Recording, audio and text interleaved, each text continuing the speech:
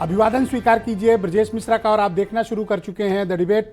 बहनों भाइयों, देश में चाहे जो परिणाम आए हों, लेकिन पूरे देश भर में चर्चा अगर किसी राज्य की है तो वो है उत्तर प्रदेश। यहाँ जिस तरह का मैंडेट आया और जिस तरह का जनादेश आया है वो भारतीय जनता पार्टी के लिए उत्तर प्रदेश ही नहीं देश में बहुत बड़ा झटका उत्तर प्रदेश से लगा है। आखिर बीजेपी के साथ यूपी में ऐसा क्यों हुआ, इसके कारण क्या हैं? और समाजवादी पार्टी और कांग्रेस के गठबंधन ने उत्तर प्रदेश में, विशेष तौर पर पूर्वांचल में और पश्चिम उत्तर प्रदेश के कई हिस्सों में ज़बरदस्त उनकी लहर रही और समाजवादी पार्टी अकेले सबसे बड़ी पार्टी बनकर उभरी 37 सीट। बीजेपी यूपी में 33 सीट पर रुक गई। कारण क्या था? हम सभी कारणों पे, किस जाति का वोट कहाँ गया, क्या मुद्दे चले क्या नहीं चले, आज इस पर हम विस्तृत विवेचना राजनीतिक रूप से करते हैं। बहनों भाइयों, उत्तर प्रदेश का जनादेश क्या संदेश लेकर आया? यूपी का जो जनादेश है वो इशारा करता है मंदिर मस्जिद नहीं चला, हिंदू मुसलमान नहीं चला, तालिबान पाकिस्तान नहीं चला, कोई भी ऐसे सांप्रदायिक या धार्मिक मुद्दे उत्तर प्रदेश के भीतर नहीं चले जिन मुद्दों की वजह से चुनाव पर कोई असर पड़ा। तो फिर क्या चला? आरक्षण चला, संविधान चला, रोजगार चला, महंगाई चली, अग्निवीर चला, पुलिस का डंडा चला, मध्यम वर्ग पर टैक्स का अत्यधिक दबाव चला, गांव ग्रामीण की जो आर्थिक स्थिति खराब है वो मुद्दा चला और इस मुद्दे को बीजेपी वक्त रहते पकड़ नहीं पाई, जिसके कारण और दूसरा एक वजह थी अधिकांश तौर पर बीजेपी के जो चुने हुए सांसदों का जो आचरण पार्टी संगठन, विधायकों के प्रति और आम जनता के प्रति था, उसमें अधिकांश जगह ये शिकायतें आईं कि ये अहंकार में मदमस्त थे, अहंकार में चूर थे।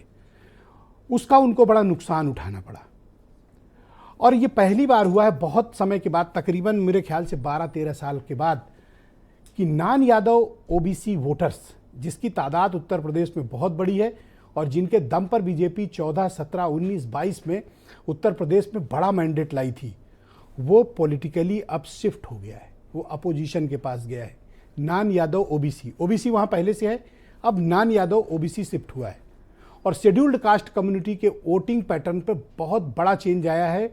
एससी जाटव वोटों का 1/3 हिस्सा अपोजिशन के पास चला गया है, 1/3 मायावती के पास भी रुका और 1/3 हिस्सा उसका गया बीजेपी को भी। और नॉन एससी जाटव वोटों का जो पैटर्न है वो अपने आप में बहुत कहानी कहता है।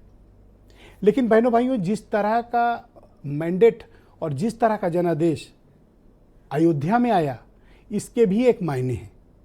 अयोध्या में भारतीय जनता पार्टी की हार, इसने एक तस्वीर प्रस्तुत कर दी है कि उत्तर प्रदेश में बीजेपी के भीतर all is not well. Ayodhya में कण-कण में राम है, लोगों के रोम रोम में राम है, लेकिन राम के नाम का अत्यधिक राजनीतिक इस्तेमाल भी बीजेपी को भारी पड़ा और वहाँ अपोजिशन ने जिस तरह की सोशल इंजीनियरिंग की वो सामान्य तौर पर देखने को नहीं मिलती कि जनरल सीट पर शेड्यूल्ड कास्ट उम्मीदवार को उतारा। मैसिव मैंडेट काशी वहाँ के भीतर मिला अयोध्या में। प्रधानमंत्री का खुद पिछड़ जाना, उनका मैंडेट में उनके मार्जिन में कमी आना, राजनाथ सिंह के मार्जिन में कमी आना, स्मृति ईरानी का हारना, 7 केंद्रीय मंत्रियों का हारना, ये बीजेपी के लिए अलार्मिंग है। गांव गरीब की जो स्थिति है वो अपने आप में बहुत कहानी कहता है। अगर बीजेपी इस हार से कोई सबक लेगी तो शायद आगे उसके लिए रास्ता कुछ खुलेगा, अन्यथा उत्तर प्रदेश में एक बड़ा राजनीतिक सामाजिक परिवर्तन बहनों भाइयों हो चुका है जो सामने है। अब दो बातें और हैं। इस पूरे अभियान में मुख्यमंत्री योगी आदित्यनाथ अपना इलाका बचाने में कामयाब रहे। 6 की 6 सीटें उन्होंने अपने इलाके में बीजेपी को जितवाई। लेकिन इसमें अपोजिशन में बहुजन समाज के 2 नायक उभरे हैं, राजनीतिक नायक, अखिलेश यादव और राहुल गांधी। जिस पार्टी के पास संगठन तक न होने की बात कही जाती थी, उसने 6 सीटें जीत ली। सीतापुर से शुरू करिए और इलाहाबाद तक की सब सीटें जीत ली कांग्रेस पार्टी ने और 1 सीट जीत ली सहारनपुर में। और इधर रॉबर्ट्सगंज से शुरू हुआ, चंदौली होते हुए सीधे खीरी तक की जितनी सीटें थी, लखीमपुर खीरी तक की, ये सब समाजवादी पार्टी ने जीत ली। और इधर आप शुरू करिए फतेहपुर से, तो फतेहपुर से लेकर एटा फर्रुखाबाद की हर सीट बीजेपी ने जीत ली। हालांकि एनसीआर का एरिया बीजेपी का इंटैक्ट है, मेरठ का एरिया इंटैक्ट रहा, लेकिन कैराना मुजफ्फरनगर में कांड हो गया। ऐसा लगता है कि आरएलडी बीजेपी के सहारे तो जीत गई, लेकिन उनको कुछ नहीं दिला पाई। और एक ऑब्जर्वेशन और है, बीजेपी के सहयोगी उसके लिए कुछ लाइबिलिटी बन गए। ओम प्रकाश राजभर, संजय निषाद, अगर इनको समाज मानकर पुरस्कृत किया बीजेपी ने, लेकिन ये समाज का वोट ट्रांसफर नहीं करा पाए, और ये बीजेपी के लिए मेजर शॉक है। और राजपूत कम्युनिटी ने तो दिखा दिया कि उसकी ताकत क्या है। कौशाम्बी से हार शुरू हुई है, सीधे जाके रुकी है बलिया में। कौशाम्बी से शुरू हुई, बलिया तक राजपूतों ने मिल के हराया।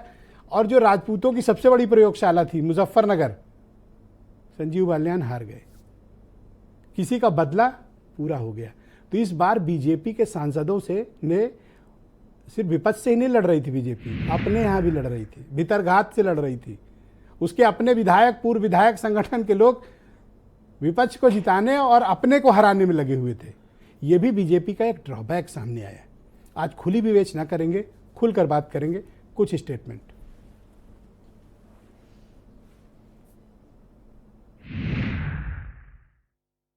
जनता ने नकारात्मक राजनीति को नकार दिया है। नकारात्मक राजनीति के खिलाफ मतदान हुआ है। सकारात्मक राजनीति हो, सामाजिक न्याय मिले, लोकतंत्र बचे, आरक्षण बचे, या हमारा संविधान और बेहतर हो, तो उस दिशा में जनता का मतदान हुआ है। यूपी की जनता से मैं कहना चाहता हूं, आपसे ज्यादा पॉलिटिकल विजडम, मतलब आपने कमाल करके दिखा दिया। यूपी की जनता ने कमाल करके दिखा दिया। उत्तर प्रदेश ने कॉन्स्टिट्यूशन की रक्षा की है। हमारे विरोधी एकजुट होकर भी उतनी सीटें नहीं जीत पाए जितनी इस लोकसभा चुनाव में अकेली बीजेपी ने जीती है।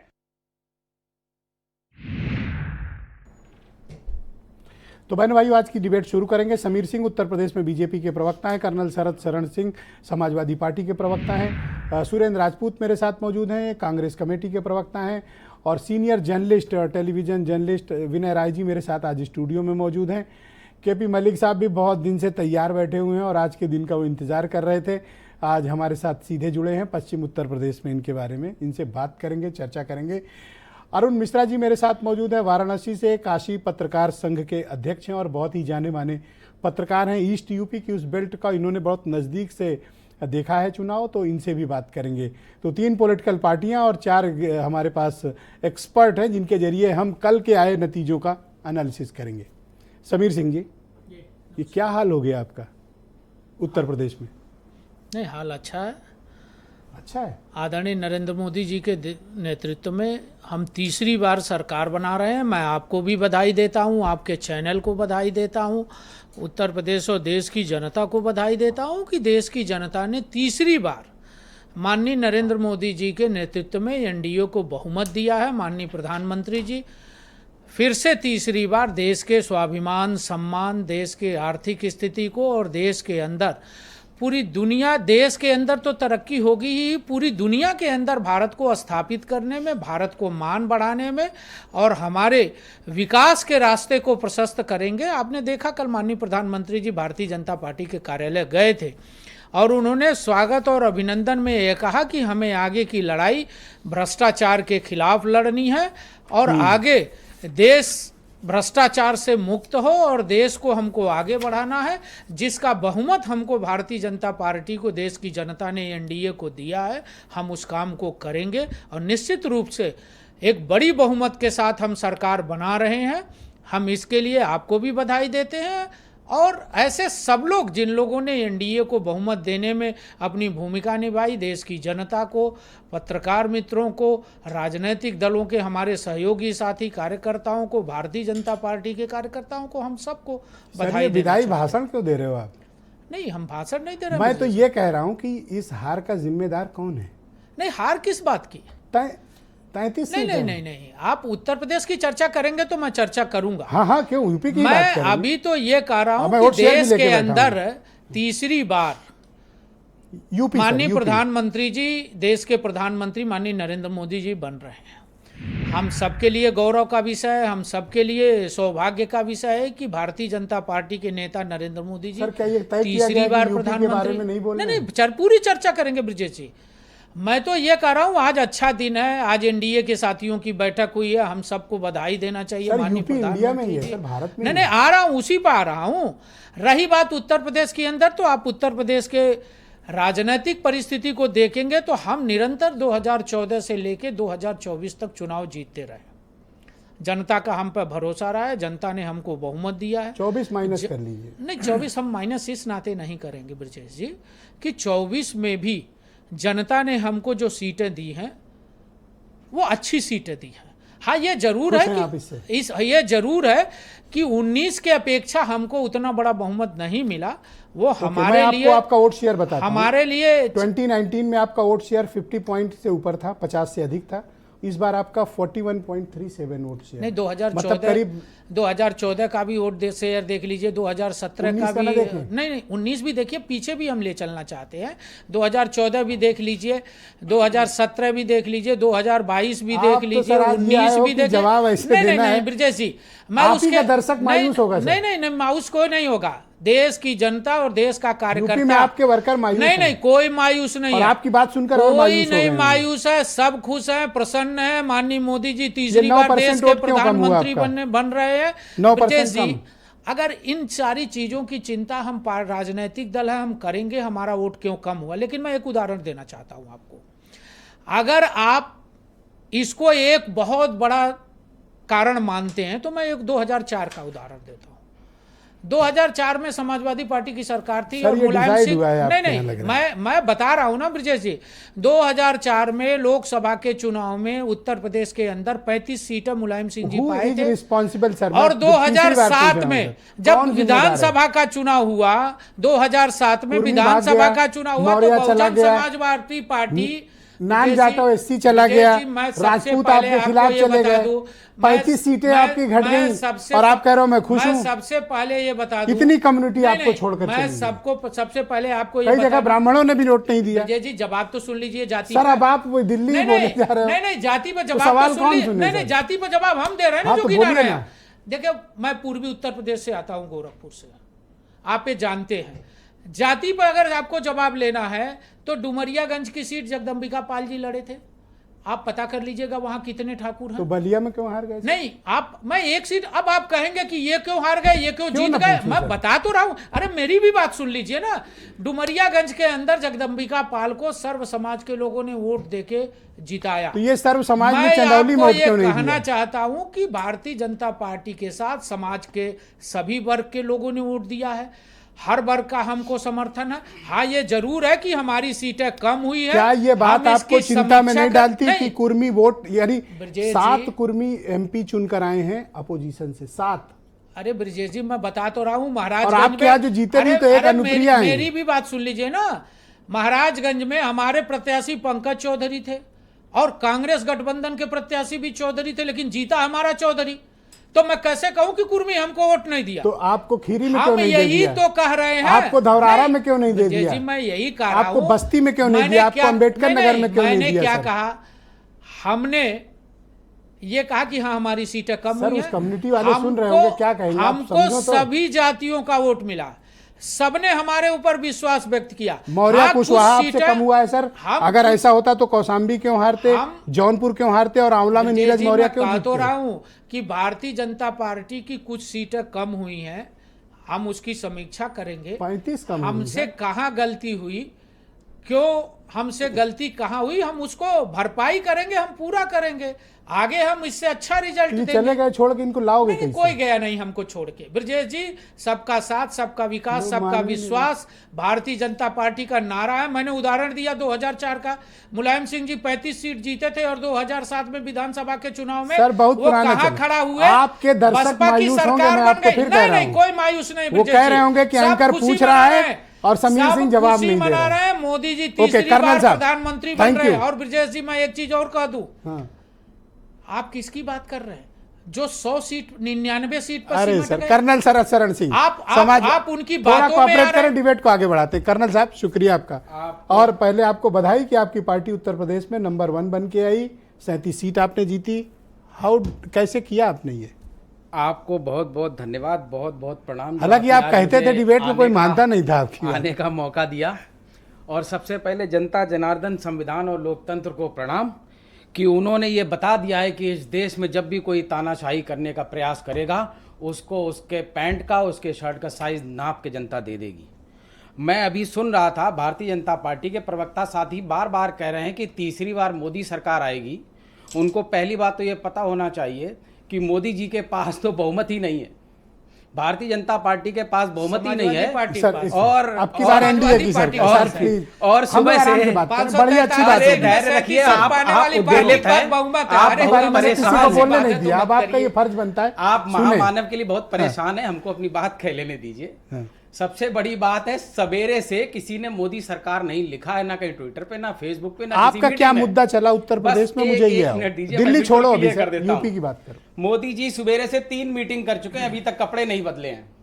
आज की सबसे ब्रेकिंग न्यूज तो ये है, क्योंकि जब तानाशाह को अब सीटें अर्श से जीत के आप भी फर्श पे मुद्दों से जनता भटक लेके रहे हो। आती है तो उनको कपड़े लत्ते और उनके हालात बता देते हैं। और मोदी जी के ऊपर कल फूल की पत्तियां गिर रही थी, जो खींच भरी थी उनकी चेहरे में, उसमें जनमानस की जीत थी। जनमानस ने कहा मोदी जी हिंदुस्तान में संविधान और लोकतंत्र रहेगा, और जो भी इस पे सवाल उठाएगा उसको हम फर्श पे लाके रख देंगे। और समाजवाद को देख लीजिए, हमारा पीडीए का मुद्दा चला, जनता ने स्वीकार किया, और हम सामाजिक न्याय की बात करेंगे, रोजगार की बात करेंगे, स्वास्थ्य की बात करेंगे, हक और हुकूक की बात करेंगे तो आएंगे। लेकिन एक तो बात ये बताइए, अखिलेश ये यादव इनको की हक कैरियर किसने की सबसे दिया? बड़ी जीत है जी, अखिलेश यादव के पॉलिटिकल कैरियर की सबसे बड़ी जीत। श्रद्धेय नेताजी के चरणों में समर्पित समाजवादी पार्टी जब से स्थापित हुई है, अभी तक की लोकसभा की सबसे अधिक सीटें हैं, बयार है। मैं तो ये कहूंगा कि योगी जी को इस्तीफा दे देना चाहिए। योगी जी अब से गद्दी क्या पे मतलब है? बैठने का कुछ बचा ही नहीं। उत्तर प्रदेश में सबसे ज्यादा सीटें समाजवादी पार्टी की हैं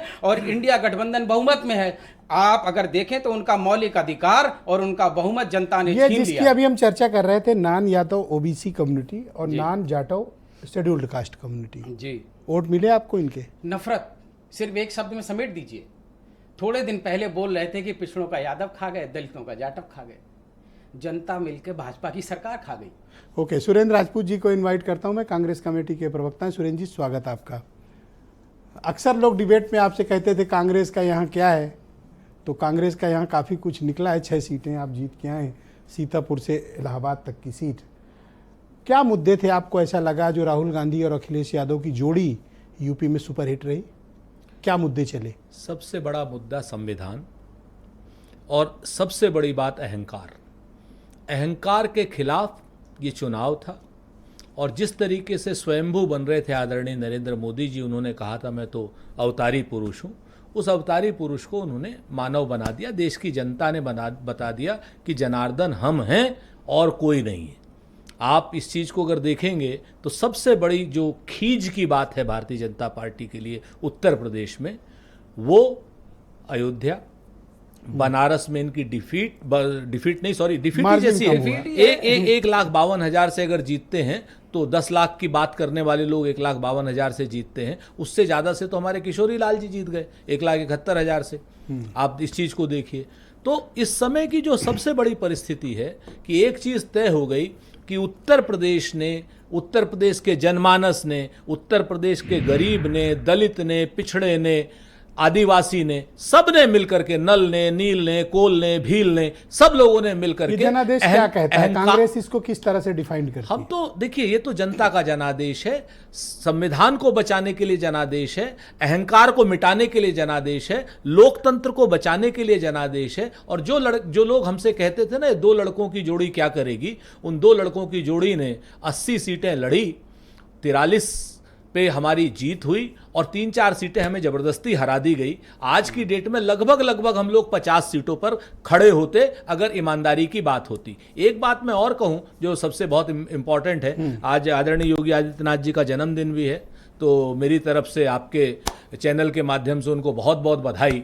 और जिस तरीके से पश्चिम से लेकर पूरब नहीं, तक, मुझे कोई बता रहा था कि आप नाथ संप्रदाय के फॉलोअर हैं। नहीं तो हम तो भाई ठाकुर हैं तो होंगे ही, उसमें कौन सी बड़ी बात है, महंत है हमारे, मठ है हमारा। सर मैं कौन सी तो आपत्ति उसमें में? कौन सी दिक्कत है? वो तो एक आपको अच्छी आगे बात है। बढ़ा रहा हूं एक कदम तो भाई। हम आपको बताएं, सहारनपुर से लेकर के देवरिया तक और कौशाम्बी से लेकर के, जैसा अभी आप बता रहे थे, डुमरियागंज तक, जिस तरीके से परिस्थितियां हुई, जिस तरीके से लोगों के मन में एक अविश्वास आया, जिस तरीके से प्रतापगढ़, कौशाम्बी की सीटों को लीजिए, सहारनपुर के में इमरान मसूद की सीट को लीजिए, हाँ, वहां आप- आपकी impressive हाँ, जीत हुई, मैं तो तो खुद आपको लीजिए, चाहे Impressive कैराना जीत की जीत लीजिए, इकरा की, चाहे इकरा हसन की, चाहे वहां तो मुझे लगता है राजपूतों ने अपनी, आप तो सहारनपुर के ही हैं जी ना? वहीं का हूं मैं, सहारनपुर आपने का भी ही उस हूं। दिन स्टूडियो में कसम खाई थी। मैंने बहुत ननौता गांव में जो ननौते में जो राजपूतों की मेरे गांव में पंचायत हुई थी। पंचायत हुई थी, हाँ? मेरे गांव में पंचायत हुई थी, जिम्मेवारी से कहता हूं, और हर शख्स सब कुछ त्यागने के लिए तैयार था, कह रहा था कि भाई योगी तुझसे बैर नहीं और मोदी तेरी खैर नहीं।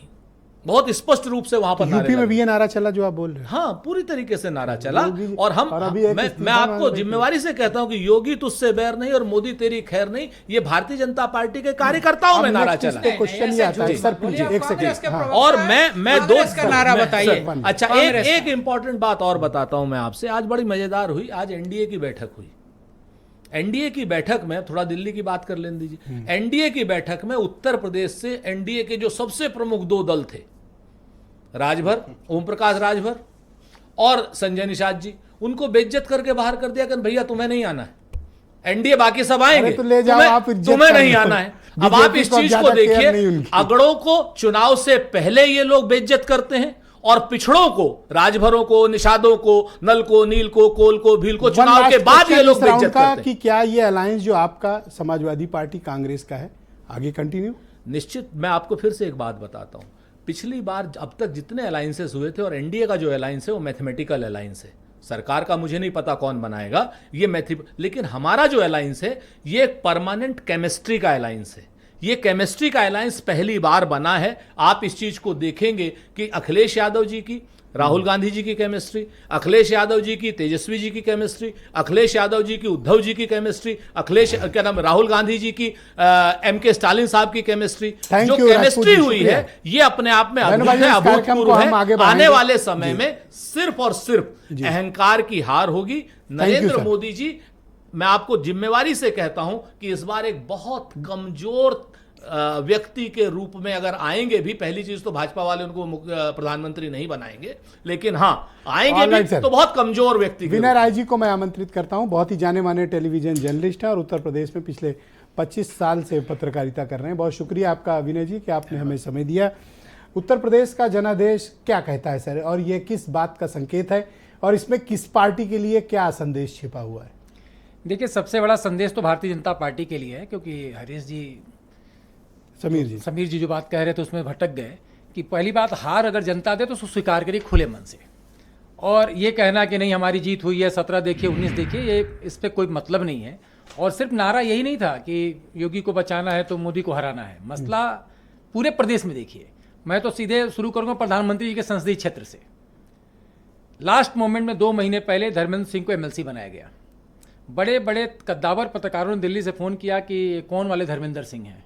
कुछ ये पता ही नहीं था किस जाति के हैं। पहले सबसे बड़ी बात ये थी, पता ही नहीं था किस जाति के धर्मेंद्र हैं। सिंह राजपूत होंगे? देखिए, आपने कहा राजपूत होंगे, कुछ लोगों ने समझा धर्मेंद्र सिंह एमएलसी जो गोरखपुर वाले, उनको कम से कम सैकड़ों लोगों ने बधाई दी, और भारतीय जनता पार्टी कई नेताओं ने बधाई दे दी। इस बात को समीर जी भी बताएंगे। नहीं, वो पहले से हाँ, MLC एक है, सेकंड, लेकिन हाँ। ये दोबारा देखिए, देने की अब मैं नाम बता देता हूँ। हाँ। संयोजक हैं एनजीओ प्रकोष्ठ के माननीय संदीप साही जी, उन्होंने बधाई दी। उन्होंने कहा, भाई तो है पहले से। तो बोले ये कौन है? एक वरिष्ठ पत्रकार दिल्ली से फोन करके पूछे ये कौन है? हमने कहा ये धर्मेंद्र सिंह लग रहा बनारस वाले हैं। तो बोले कि क्या ठाकुर हैं कि कुर्मी हैं? हम कहे नहीं, ये भूमिहार हैं। तो बोले सिंह क्यों लिखते हैं? नहीं, अब धर्मेंद्र राय लिखने लगे हो। अब लिखने लगे हैं, लेकिन उसका फायदा क्या हुआ? सेवापुरी बनारस में भूमिहार बाहुल वाला इलाका है। क्या सेवापुरी में भूमिहार कोर्ट मिल गया? रोहिनिया भूमिहार बाहुल इलाका है, वहाँ वोट मिल गया। आप आंकड़ों में जाएंगे तो कहेंगे 1,08,000 प्रधानमंत्री जी को मिला, हमको तो कांग्रेस को 80 पे रोक दिया। 80 कौन सा वोट है? वो यादव है, मुस्लिम है, पिछड़ा है, पटेल है, कुर्मी है, कौन सा वोट है? भूमिहार कहाँ गया? और सबसे बड़ी बात है, बगल में गाजीपुर, रोहनिया में तो भूमिहार काफी है, रोहनिया सेवापुर में, और बगल में आ जाइए, पिंडरा आ जाइए, मछली शहर का हिस्सा है। अवधेश सिंह जी ने अजय राय को शिकस्त दी, उन्होंने कहा हमने भगा दिया, यहाँ से बाकी लोग भगाएंगे। पिंडरा की स्थिति क्या है? पिंडरा में क्या भूमिहारों ने भाजपा को वोट दिया? बगल में आइए वो गाजीपुर, सब कांग्रेस में गए। गए कांग्रेस में। गाजीपुर आइए, गाजीपुर की स्थिति क्या है? गाजीपुर से एक कद्दावर व्यक्ति इस समय लेफ्टिनेंट गवर्नर कम मुख्यमंत्री के चार्ज पर हैं, वो कैंप भी कर रहे थे गाजीपुर में। उनके क्षेत्र का सबसे इंपॉर्टेंट भूमिहार बाहुल्य इलाका है मोहम्मदाबाद, वो बलिया में आता है। बलिया में आता है, लेकिन गाजीपुर जिले का है। हाँ, 25,000 से हारे, क्या 25,000 वोट से हारे हैं मोहम्मदाबाद जी।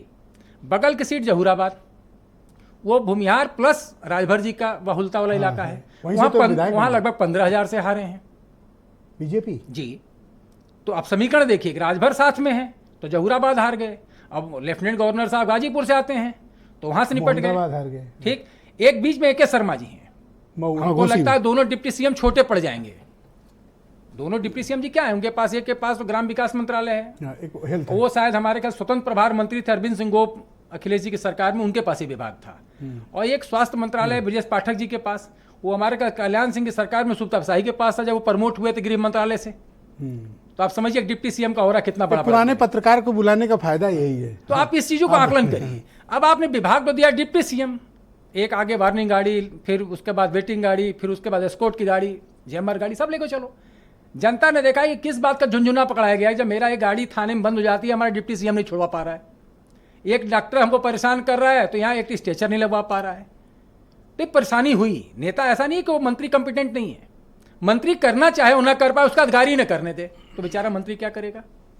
अब आप जिन परिस्थितियों की बात घोसी वाली बात आप कर रहे थे, घोसी। अब घोसी में AK शर्मा जी तो बहुत कद्दावर नेता हैं। तो राजू राय कैसे जीते वहां? अभी बताता हूं ना, उपचुनाव हुआ ना। हाँ, अभी उपचुनाव हुआ कुछ दिन पहले, सुधाकर सिंह जीते चुनाव, और उसमें तो 22-23 मंत्री संभवतः ताकत पूरी झोंक दिए थे, किसी तरह से हमको दारा सिंह चौहान को जिताना है।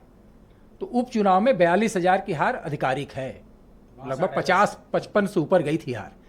और उपचुनाव की 62,000 या 50,000 की हार क्या होती है, याद करिए। मायावती जी की सरकार यहां पर थी और अरविंद सिंह गोप चुनाव जीत गए हैदरगढ़ का, लोगों का सत्ता के बदलने का समय आ गया, उपचुनाव जीत गए विपक्ष। आप 42,000 से हार के भी खुश थे। आपने राजू राय को टिकट मिला सपा की तरफ से, आपने एकदम सोनाम धन्य सबसे बड़ा पावरफुल विभाग, गांव में झाड़ू से लेकर सफाई की देखरेख करने वाला, पंचायती राज जो कि डिप्टी CM से भी बड़ा विभाग, वो दे दिया आपने उनको। साथ में अल्पसंख्यक कल्याण जोड़ दिया कि मुस्लिम भी वहां दोनों संभाल लो। क्या हुआ, छड़ी ऐसी नाची कि अब कौन उठाएगा छड़ी पता नहीं चल रहा है। कही रहे हैं खंड खंड हो गई, कही रहे हैं कि बुलाए नहीं गया आज बैठक। अब इसलिए नहीं बुलाया गया कि क्यों बुलाएं, अब बुलाएं क्यों, जब आपके एक भी MP नहीं तो बैठ के क्या करेंगे आप यहां रह जाइए, यही बहुत है। एक चीज आपने इस्टेब्लिश की कि भूमिहारों ने बीजेपी को वोट न देके विकल्प के तौर पर समाजवादी पार्टी को चुना। उसने ये देख लिया कि हम आपके बधुआ मजदूर नहीं ने वोट दिया। देखिए, सवर्ण मतदाता और व्यापारी मतदाता भाजपा का परंपरागत वोटर रहा है, सवर्ण में, ओवरऑल सवर्णों की बात कर रहा हूं। लेकिन सनातन पांडे को हमने उस दिन भी आपसे डिबेट में कहा था कि ब्राह्मण जा रहा है, तो उस दिन भाजपा के जो प्रवक्ता थे नहीं मान रहे थे। परिणाम सामने है, ज्यादा दूर तो है नहीं परिणाम। अफजाल अंसारी खिलाफ ऐसे व्यक्ति को चुनाव मैदान में उतारा गया तो मुझे तुरंत एक पुरानी बात याद आ गई। आप उस समय भूमिहारों क्यों नहीं पारसनाथ, वही मैं याद दिलाने जा रहा हूं ब्रजेश जी। आप तो उस समय फील्ड में सक्रिय रहा करते थे। समाजवादी पार्टी में प्रेस कॉन्फ्रेंस हुई, अमर सिंह ने प्रेस कॉन्फ्रेंस की और कहा कि सोनिया गांधी के खिलाफ मेरा राजकुमार लड़ेगा। अब यहां पत्रकार इस टेंशन में गए राजकुमार है कौन। 3 घंटे बाद पता चला कि बछरामा में एक परचून की दुकान है, वहां राजकुमार जी बैठते हैं। तो वही है कौन, तो दूर के कहीं बेनी प्रसाद वर्मा के रिश्तेदार बताए गए। हम लोग भागे भागे गए। ठीक है, भारतीय जनता पार्टी कुछ नहीं थी उस समय, सपा के प्रत्याशी थे, अखिलेश जी में साइकिल चार्ज सबने चलाया, 42,000 वोट पाए। उसी तरीके जब इनको टिकट मिला तो 2 घंटे बाद ये पता चला कि आशुतोष जी के पिताजी हैं। ये कुछ नहीं है, आशुतोष जी के पिताजी हैं, पहले ये खबर आई। फिर बाद में उसको थोड़ा सा पॉलिश करके बताया गया एक संघ के बहुत बड़े व्यक्ति हैं, कद्दावर व्यक्ति हैं। आप किसी को टिकट देते हैं, आपको ये आकलन करना पड़ेगा। मैं इस बात के लिए बधाई दूंगा खासतौर से अखिलेश यादव को कि पहली बार उन्होंने बड़े समझदारी का परिचय दिया। कैसे? सबसे अंतिम टिकट उन्होंने अपना घोषित किया।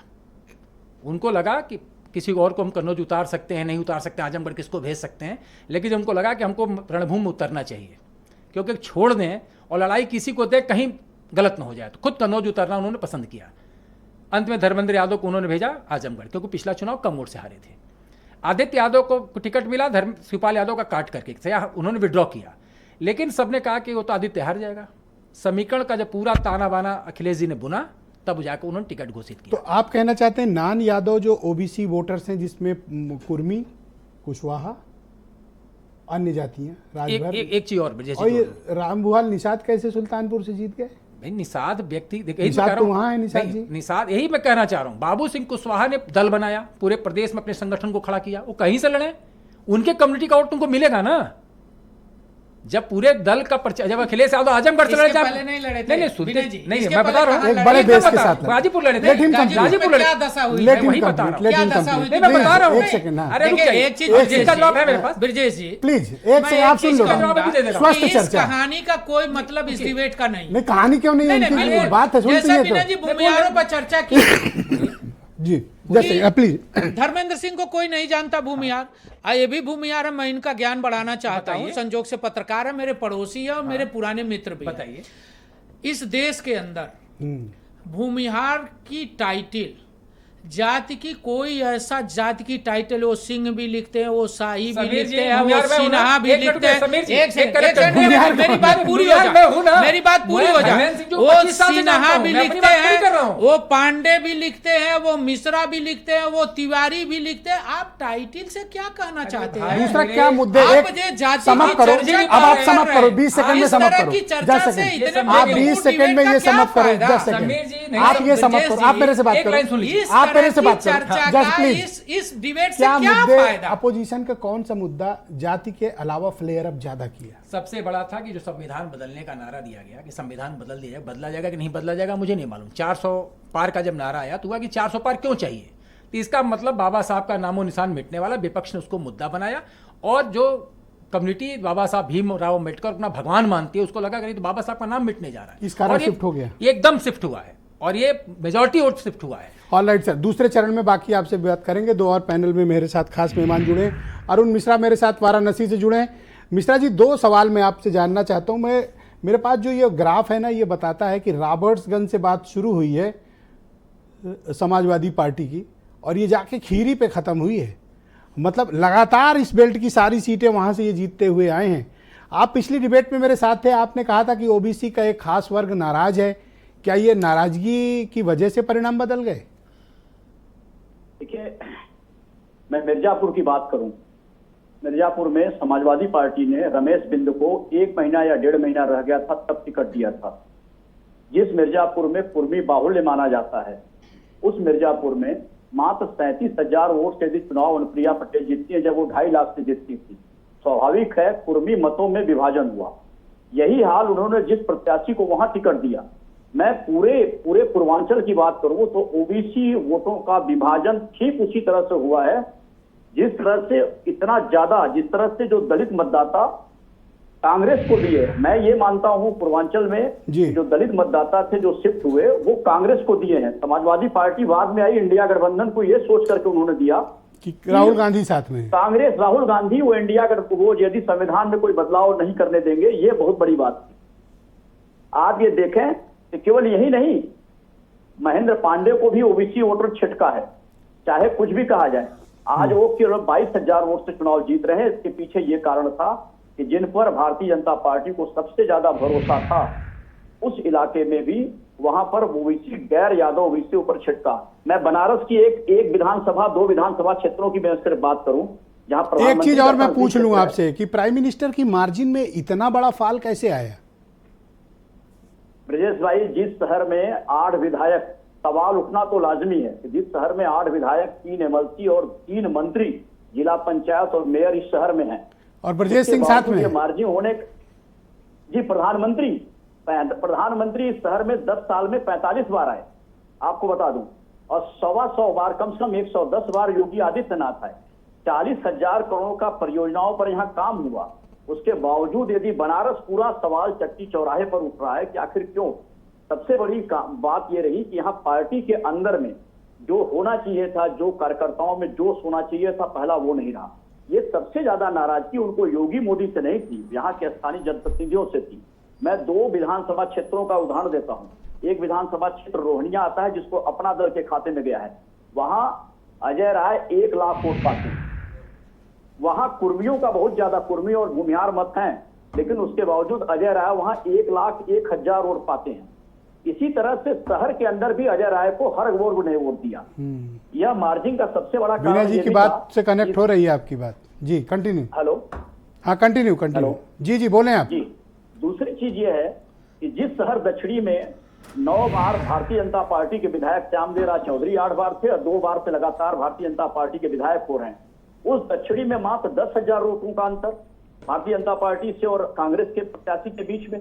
यह सवाल तो उठता इसलिए भी है कि जहां प्रधानमंत्री ने विश्वनाथ कॉरिडोर बनाया, देखिए एक नाराजगी स्थानीय प्रशासन और स्थानीय जनप्रतिनिधियों को लेकर के है। यहाँ हजारों लोग काशी विश्वनाथ मंदिर में नेमी दर्शनार्थी हैं, उनको परेशानी होती है, वो लगातार यहाँ उनको उठाते हैं मुद्दा कि हम लोगों को ये दिक्कत है, हम लोगों को सहूलियत है, हमारे बाबा विश्वनाथ हैं, उनको भी ये दिक्कत आई। 20,000 लोग नेमी दर्शनार्थी हैं भाई साहब, डेली जो शहर के अपने लोग हैं, मतलब बनारस के अपने लोग हैं जी, जो बनारस के अपने लोग हैं। अजय राय को सभी विधानसभा क्षेत्रों में ज्यादा से ज्यादा 20 से 25 हजार वोटों की मार्जिन हुई है। 3-4 विधानसभा क्षेत्र ऐसे ओके, अब दो सवाल का आप जवाब दो। राजपूत मतदाताओं ने क्या अपना पॉलिटिकली बेस शिफ्ट किया है?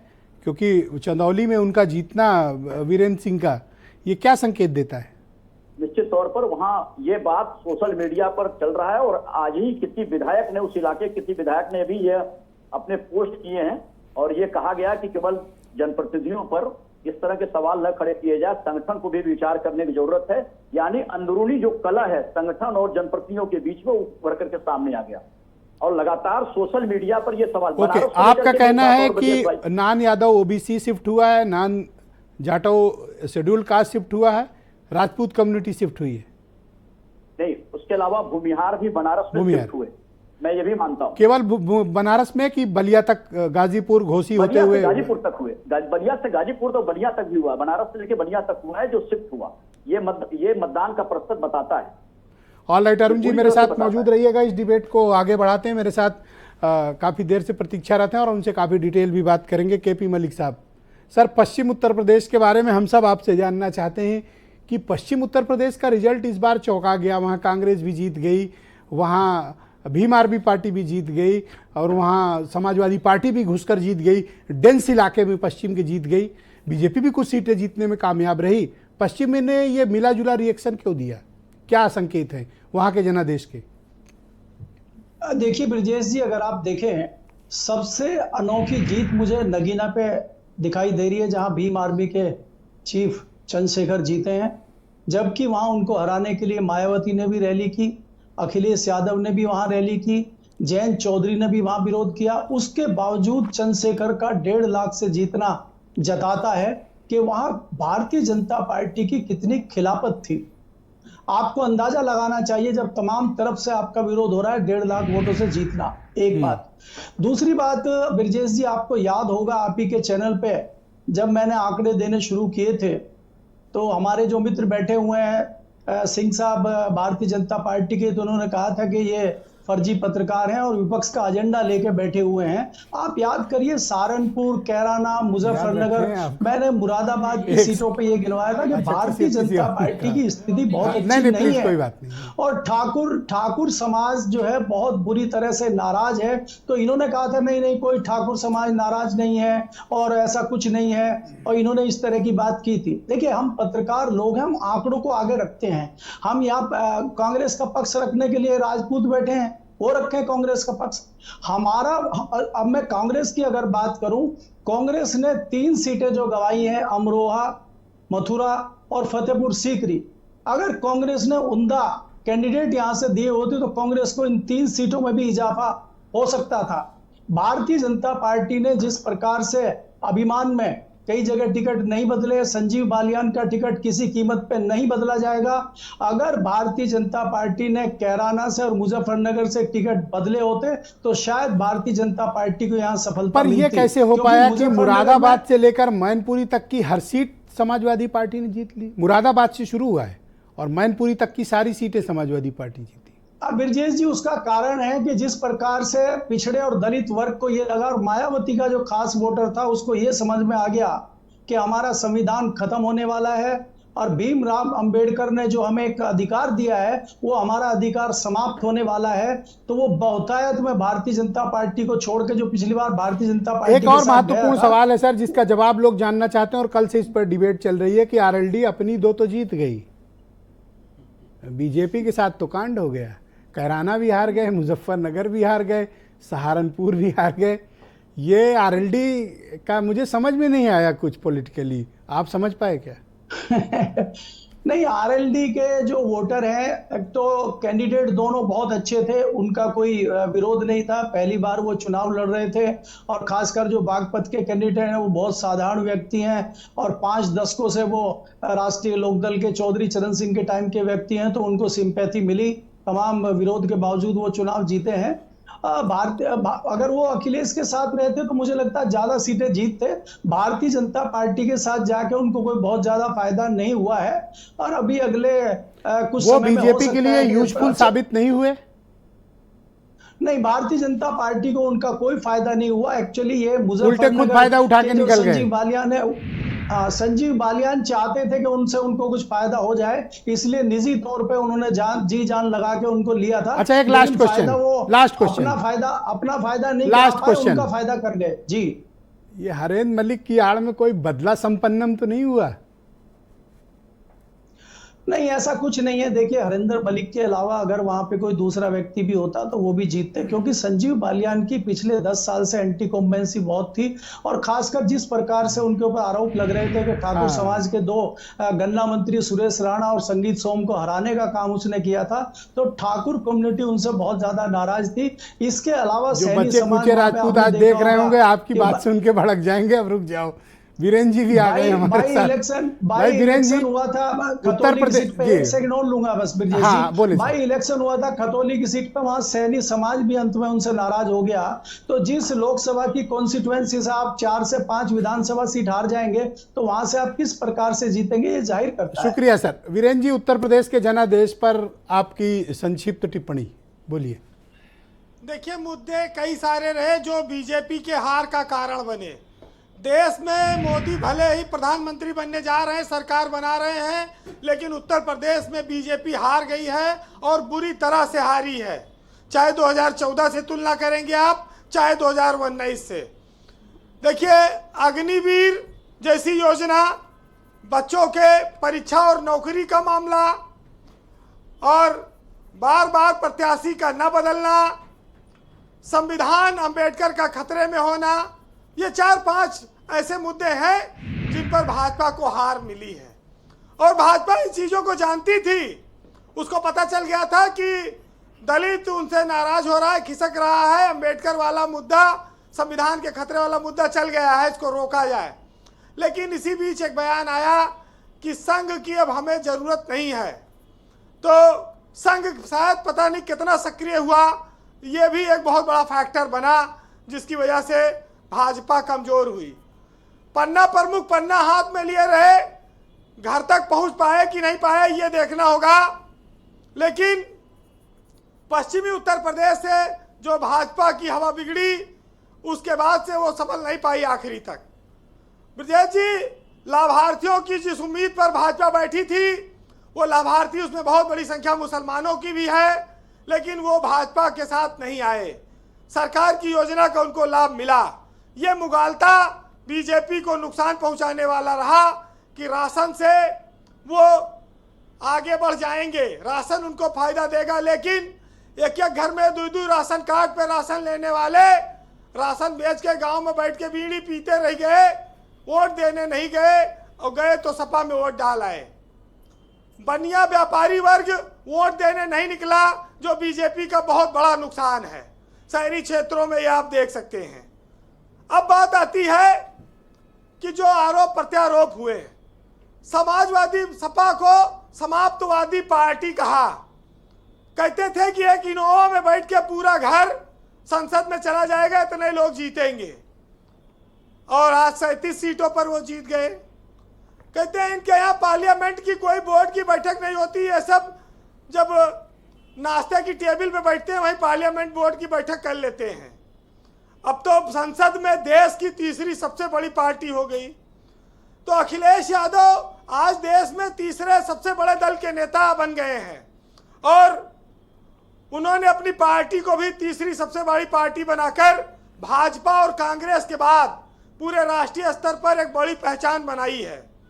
अब वो एक बड़ी आवाज संसद में होंगे। देखिए, भाजपा, क्या इस बात से आप सहमत हैं कि मुख्यमंत्री योगी आदित्यनाथ बीजेपी के लिए एक बड़ा पिलर बने, अन्यथा बीजेपी का बड़ा नुकसान उत्तर प्रदेश में और भी हो सकता था? देखिए बीजेपी पूरी तरह से डिरेल हो रही थी, लेकिन ये जो अतीक अहमद और मुख्तार अंसारिया माफिया और बुलडोजर वाला मामला था कानून व्यवस्था पर, इसने योगी सरकार ने इसको बीजेपी को ताकत दी और यही वजह है कि वो गोरखपुर मंडल में भाजपा सारी सीटें लगभग बचाने अपनी कामयाब रही है। तो ठाकुरों के एक नेता के तौर पर भी योगी आदित्यनाथ को लोग मानते हैं। हालांकि 2 विधायक वाले राजा भैया ठाकुरों के सबसे भारी भरकम नेता बने और उनकी ऊपर जो हमले हुए उसकी वजह से बीजेपी को बड़ा नुकसान हुआ। ये भी राजभर, निषाद, अनुप्रिया, ये अच्छा एक बड़ा मसला चल रहा है ये कुर्मी कुशवाहा कम्युनिटी का और विशेष तौर पर कुर्मी कम्युनिटी का। ये क्या बीजेपी से शिफ्ट हुए हैं? सपा के 7 मेंबर ऑफ पार्लियामेंट जीत कर आए हैं कुर्मी बिरादरी से। देखिए जहां भाजपा 1% 2% वोट पे लगी थी, जैसे राजभर हो गए, चौहान हो गए, निषाद हो गए, वहां पर समाजवादी पार्टी ने एक नया समीकरण बनाया। बसपा से बहुत सारे नेता आए हुए हैं सपा में जो जीते हैं चुनाव, जो दलित मतदाताओं में भी जिनकी पहचान रही है और जिनकी अपनी कम्युनिटी है, 6% 7% वोट है उनका। तो स्वाभाविक है कि अगर लालजी वर्मा जीत रहे हैं या नरेश उत्तम पटेल जीत रहे हैं तो ये सब चीज़ें कुर्मी समाज को, अपने जात के लोगों को आगे बढ़ाने में सहायक हुई। बाबू सिंह कुशवाहा, मौर्या के जाने का फायदा भी हुआ सपा को, आजम खां के जेल में बंद होने का भी फायदा हुआ सपा को। नहीं ना कोई रंग ले आते खाकी का और कहानी बन जाती। लेकिन दुखद बात यह है, आश्चर्यजनक ये है, कुछ एक्सक्लूसिव बात लाते हैं वीरेंद्र जी हमेशा। देखिए अब आजम वाली कोई बात किसी को समझ में नहीं आई। हाँ बोलिए। राम मंदिर का उद्घाटन हुआ, पूरी दुनिया में भारत का डंका बजा और पूरे अयोध्या मंडल में साफ हो गई बीजेपी। ये कैसे हुआ, इस पर शोध हो। इसको लोग देखें। नगर सही ये अंडर करेंट, बस गोंडा कैसरगंज बच गया, वो तो देवी पाटन मंडल में है। ओके। लेकिन इस अंडर करंट को भाजपा क्यों नहीं भाप पाई, क्यों नहीं हो पाया? ब्रजेश जी, पश्चिम में थोड़ी एक बात मेरी छूट गई, वहां पर एक दिल है, कितनी बार जीतोगे? एक दिल तो जीत लिया था भाजपा ने, अब वो और क्या देते भाजपा को? तो केपी मलिक साहब बाकी आगे बताएंगे उनके बारे में जी। लेकिन इस चुनाव में एक और नई जोड़ी बनी, जैसे योगी और मोदी की जोड़ी बनी राजनीति में, जैसे राहुल और प्रियंका की जोड़ी बनी, भाई और बहन की जोड़ी बनी, वैसे अखिलेश यादव को पत्नी का साथ मिला, यानी कि अखिलेश और डिंपल की एक नई जोड़ी प्रचार में बनी है। कई जगहों पर डिंपल यादव ने भी प्रचार किया। तो एक समाजवादी पार्टी के साथ ये भी प्लस के तौर पर आप देख सकते हैं। अब बात आती है कि भाजपा ने बार बार टिकट क्यों दिया, रिपीट किया। मैंने एक दिन कहा था आपको कि अपनी औलाद चाहे जितनी बिगड़ैल हो, खराब हो, लेकिन शादी के कार्ड पर सुपुत्र ही लिखना पड़ता है। मजबूरी है कि उसी से शुरू होता है, चिरंजीव ही लिखना पड़ता है। तो वो लिखवाना पड़ा भाजपा को, और कोई बात नहीं है। इसी के वजह से सब चीजें रही हैं। ये चिरंजीवों ने तो कांड कर दिया भाई। अब ये तो समस्या तो हो गई, अब ये तो आकलन हो ही रहा है। लेकिन आज देश में भाजपा ने, उनके एनडीए को बहुमत तो मिला ही गया है, उनकी सरकार बनेगी, उनको कोई खतरा नहीं है। लेकिन ये चुनाव उत्तर प्रदेश के विधानसभा के लिए आगे का एक नई चुनौती तैयार कर रहा है, और इसको बीजेपी को देखना। ये पिच एक नई तैयार हुई है। अब ये 3 साल में बीजेपी इस पिच को कैसे बनाएगी, मेंटेन करेगी, रोकेगी, सपा को रोक पाएगी, वो कांग्रेस को, ये उसको तय करना है। अब देखो नैरेटिव तो यही गया ना कि पिछड़ा बीजेपी से शिफ्ट हो गया, एससी बीजेपी से शिफ्ट हो गया, ठाकुर बट गया, यही गया नैरेटिव। तो भाई 10 साल में पहले आया था आपके पास दलित, ठाकुर भी आया था, नहीं रोक पाए, चला गया। मायावती ने बलिदान कर दिया, दलित ने समझा कि ये तो गया वोट, ये तो अब उधर जाने कोई फायदा नहीं है। तो इस वजह से मायावती आज 0 पे है। देखिए जी वीरेंद्र जी, कंक्लूड करें जी। जब ये मैसेज चला जाए कि कोई भी रिश्ता मजबूरी का है, तब फिर देखिए जनमानस वहां पर उस स्थान को छोड़ देता है। मायावती ने अकेले चुनाव लड़ने का फैसला मजबूरी में किया या खुशी से किया, इसका जवाब वही दे सकती हैं। बहरहाल अब आप देखिएगा कि कहा एक शेर है कि जुगनुओं ने फिर लड़ाई जीत ली, चांद सूरज घर के रोशनदान में रखे रहे। तो बहुत कम संसाधन में भी चुनाव में परिवर्तन होता है और जो बदलाव आता है उस पर एक साहित्यकार ने लिखा है कि वक्त के साथ मुकद्दर बदल गए कितने। जो कल तक मंत्री थे 7 लोग पैदल हो गए हैं, उनके लिए है कि वक्त के साथ मुकद्दर बदल गए कितने और देखते देखते मंजर बदल गए कितने।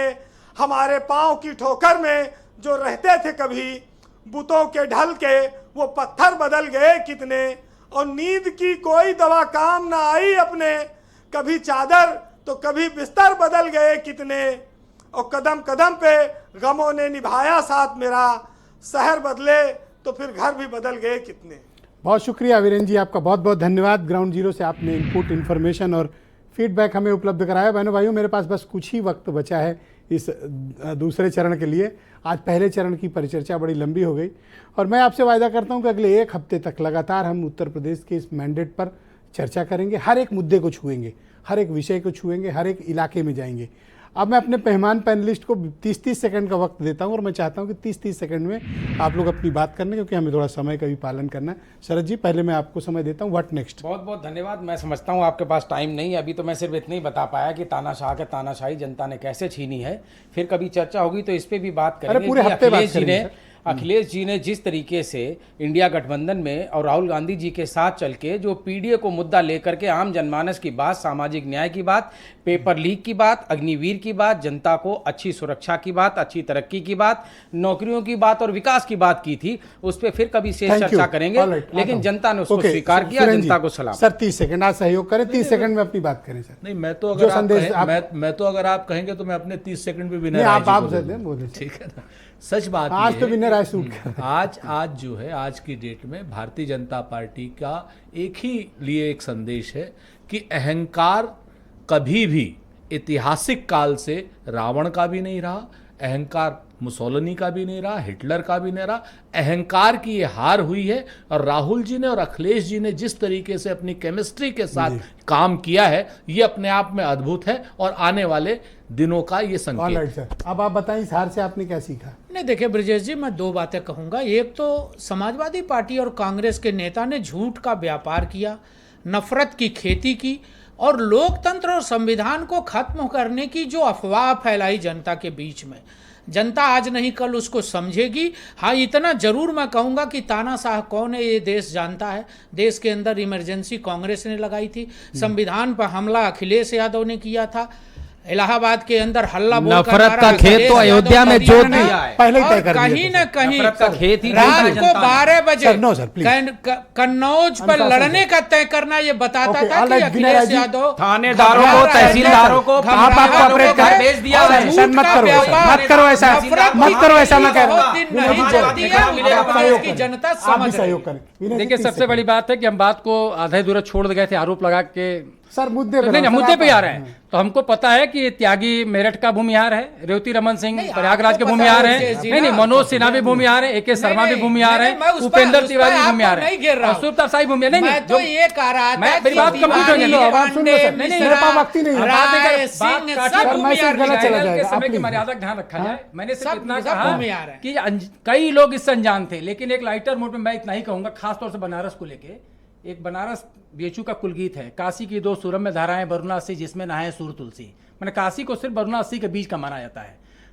नरेंद्र मोदी के कुछ चाणक्यों ने नदेसर के एक तरफ ताज होटल, एक तरफ रेडिसन को ही मान लिया आदर्श पॉइंट, और वहीं पे पूरा घूमते रहे, वहीं से फीडबैक बनाते रहे। उसका परिणाम पूरे प्रदेश में देखने को मिला है। अरुण मिश्रा जी 30 सेकंड सर, पूर्वांचल का बताइए क्या संदेश है पूरब का? मुझे लगता है कि इस चुनाव में उन छोटे दलों के बारे में भी भारतीय जनता पार्टी को विचार करना चाहिए, जिनके भरोसे वो चुनाव लड़े कि वोट हमें ट्रांसफर हो जाएगा, चाहे वो पटेल हो, निषाद पार्टी हो, चाहे राजभर हो। मुझे उम्मीद है इस बारे में भारतीय जनता पार्टी जरूर अपने उसमें विचार करेगी कि हमें कितना उनका वोट मिल चुका है। ऑलराइट, मलिक साहब, मैं आपसे जानना चाहता हूं पश्चिम उत्तर प्रदेश की राजनीति में कोई परिवर्तन आएगा? और दूसरा, क्या चंद्रशेखर एक बड़े शेड्यूल्ड कास्ट कम्युनिटी के एक बड़े लीडर के तौर पर उभरे हैं अकेले अपने दम 5 लाख से ज्यादा वोट पाए, सांसद बन गए।